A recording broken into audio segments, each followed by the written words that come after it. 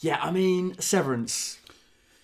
To recap, both huge fans of the first season. Oh yeah, fantastic series. Yep. The whole premise is just so clever. So clever. And I think it's so awesome to have this kind of like dreamlike, trippy kind of horror infused with just like the what is the mundane horror of having to go to work and do a job that is soul destroying. Yeah. And the whole concept of, well, why wouldn't you just compartmentalize your work day so you don't have to live it? Like, I feel like anyone, without thinking about the consequences too deeply, would go, oh yeah, that sounds pretty sweet. So it's got like a really cool, gettable concept. But then, of course, the whole idea that for your innie, for the person that does the work, that is their whole existence. If you retire, you die. Yeah. You never get to go home. It is a living hell. Yeah. It's horrific. Purgatory. Every time that they cut to like the lift, when they go back to the lift, I just think, I'm like, imagine finishing work and then you wake up and you're back there again. Yeah. Almost. Well, I thought it was cool that this season kicks off and we see it from Adam Scott's perspective, from Mark's perspective, and they say it's been 5 months. And it's like, well, yeah, because like, if you're the outie or the innie for however length of time, the other person has no concept of how long it's been. Yeah. So I thought that was really awesome to do a little time jump. I agree. But then, of course, we're getting this all from the inside. So is that even true? I'm sure we'll find out more. That's the thing. You know what? Most shows, when they come back, they do a recap. Yeah. And I've usually recapped the show myself, so I find that a waste of time. Yeah.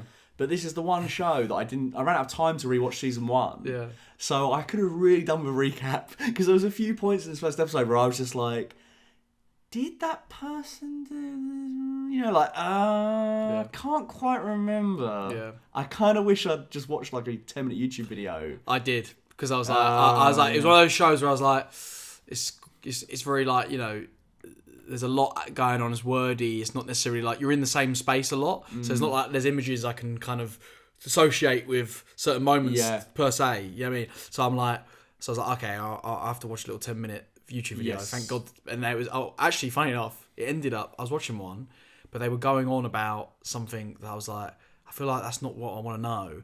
And then a YouTube short popped up, and this person literally gave me like the best 3 minutes of the whole thing. I was like, nice. To the point I was like, yep. So I wish I could remember the person's name so I could give a shout out. But it was a really good video. I was like, you get a like, sir. Actually, it was such a weird choice not to do a recap for a show this dense. That's what I was gonna say, because usually shows always do it, and I thought this. I turned it on. Yeah. My girlfriend put it on, and we started it, and then it started, and I was like, they're not getting a recap. So we literally paused it and was like, I literally need one, because it's been, fucking 2020, was it? Do you know what I mean? 2021. 21 or 22? Either way. It's been 4 years, isn't it? The frustration with this whole series is that this is what I want streaming to be in terms of the quality. Yeah.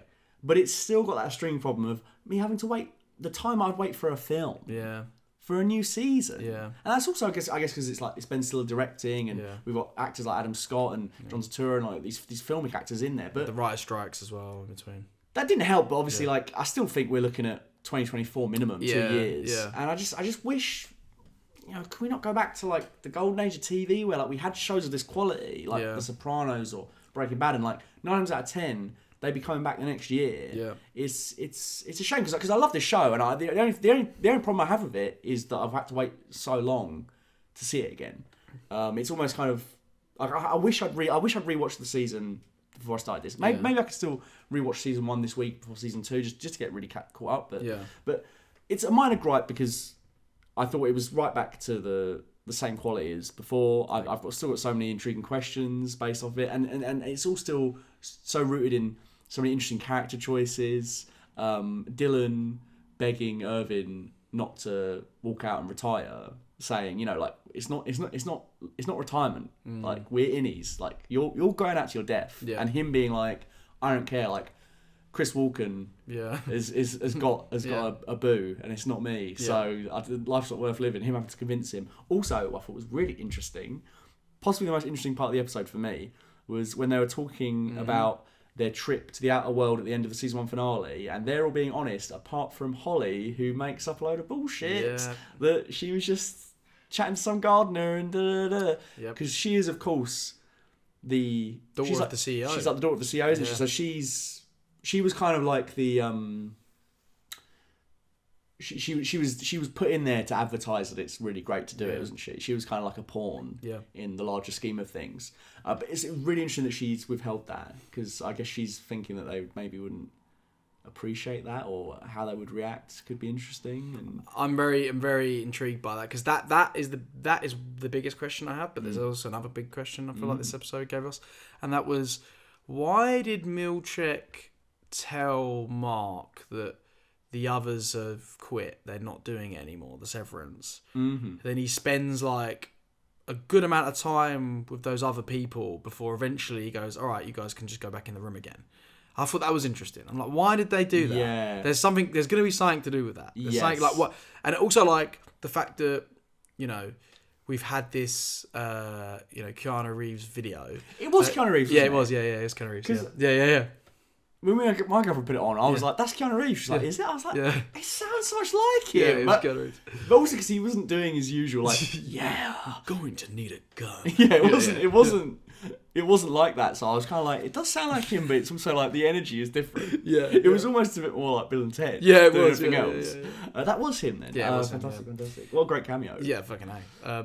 But yeah, that he, they're kind of being told that they're seen as these heroes now on the outside world. I don't know if you noticed, but they used an image of them on a newspaper, which is the same image of like, I'm pretty sure of like JFK. It's the same like shot, but they've basically, it looks like they photoshopped them instead of JFK almost.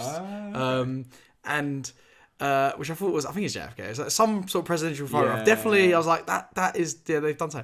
And then, and I was thinking, okay, I don't buy that for a second. And then also there's this whole reform stuff that they're trying to do better, but also almost feels like there's an element where I was like, does the first season even feel like it was planned by them all along? Almost. Do you know what I mean? Like, there's an element of like them like they want them to do all this stuff. Like I was like, what's going on here? The whole mystery throughout this whole entire show is so good. Yeah. It's one of those shows that I wish I could binge it right away, but it's almost the torture of having to wait week to week for more answers is part of the fun. There's even things as well I like about this episode, like Milchek saying, Dylan, you're given this room now where you can see your son and your wife, because that was the driving force in to get out in the last season. Like there was that great moment in the finale last time where Milchek was saying like, I could give you more of these benefits, and he's like, fuck you, I want to see my son. Yeah. So now he's giving him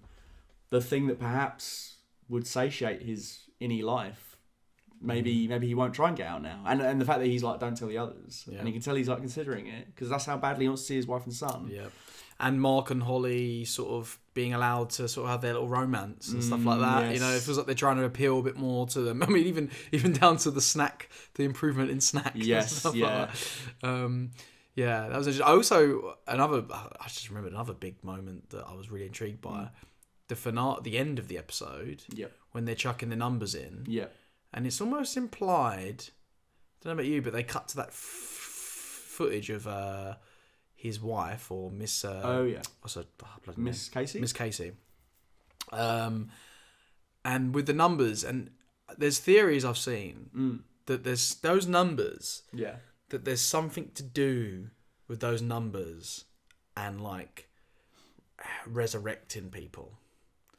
So there's like a theory going on that maybe those numbers are part of a thing that they need to do to like resurrect the guy, the original creator of Severance, or something like that. That's what people were saying. I saw online, and I was like, "That's interesting." Because why? Because obviously she's dead. Miss Casey's dead in the real world, but her severed isn't. Yeah. And then she went to that.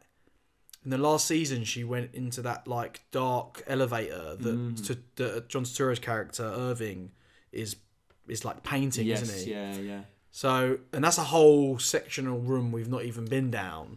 So there's so, and that's what I think is really good about this first episode, is that like it didn't. By the end of season 1, we're like, oh my god, like we got some more answers, and then the start of this episode, we're like, oh no, like we have no answers. There's so much more to unpack, and I'm like, okay. It was always going to be a hard tightrope walk with this first episode because it ended on such a cliffhanger that we're going to have to introduce the characters again, introduce the setup, still give us new intriguing questions. But I think they nailed it all. Yeah. In 45 minutes. Yeah. I'm super excited to see where it goes, and I think the plan is just 2 seasons, isn't it? So I think we're going to get answers in this series. Oh really? Oh wow. I think so. Oh, wow. I think you're right. I feel like I heard that way back when it first came out. Yeah, I don't think it's planned to be like a long form show, but you know what? I love it so much. Maybe if they're like, no, 1 more season, as long as it's not another 3-year wait. Come on, just give it to me. Exactly. Give it to me. Exactly. Also, I think you were saying earlier about the time it took and stuff like that. I found out earlier that the opening running sequence. Yeah. It took them 6 months to shoot that. Really? 6 months, yeah. So it's a combination of like green screen, like them on a treadmill, him on a treadmill, like a robotics camera. They did something else as well. They did a bunch of like those motion control cameras. They did some of that. But yeah, interesting. I thought that was, and obviously CGI, because I think you can't tell some of it, but apparently they broke down sets as well. So they broke down the set to try and make it go on longer, but they broke it down to a point where it was unusable, so they had to like rebuild them again apparently or something. Sounds like a nightmare. So yeah, I read that he watched Tom Cruise running videos to prepare, which is funny because I do think there was a certain point where he started doing the Tom Cruise hands, like the proper like dagger hands. When he was sprinting, and I was like, "That's Cruise right there." What's funny, I know a Cruise missile when I see one.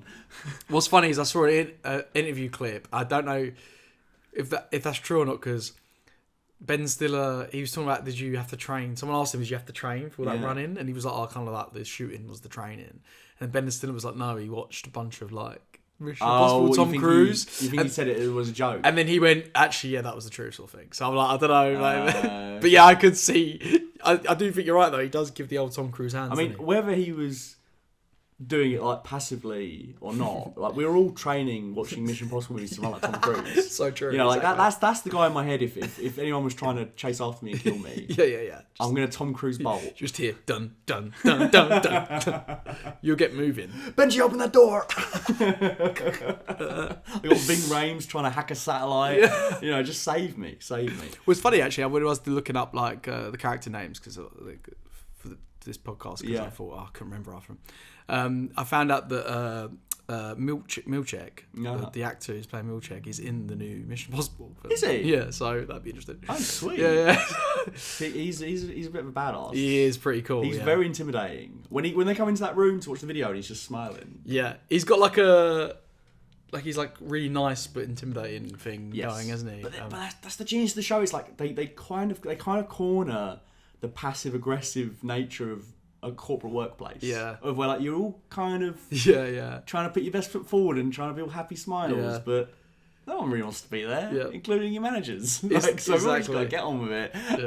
It's a fantastic show. It's like a Christoph Waltz thing, isn't it? Like that polite but like terrifying. Yes. I think to wrap up this Severance chat. Yeah. Do you think this is the last we've seen of True Romance, or do you think Miss Cobell is going to come back into the show? Because it's kind of strange how they've just kind of said she's gone. Well, what I thought was weird was that when I was watching the episode, when I went to go to click on to the second episode, because I just thought maybe there's a second episode, because sometimes they release 3 at a time. Yeah. It had like the images up for the first 3 episodes, and in the image of the 3rd episode, she was in the image. So, okay. So yeah, there we go. It's annoying when they do that. Yeah. So I thought it was weird because I was like, I'm not gonna get them for 3 weeks, and you can't see the other. The other episodes past that. So I was like, why can't I see that one? Weird. Interesting. Yeah. Come on, Apple TV, sort it out. Yeah, exactly. But yeah, it's very, very exciting times. Very exciting times.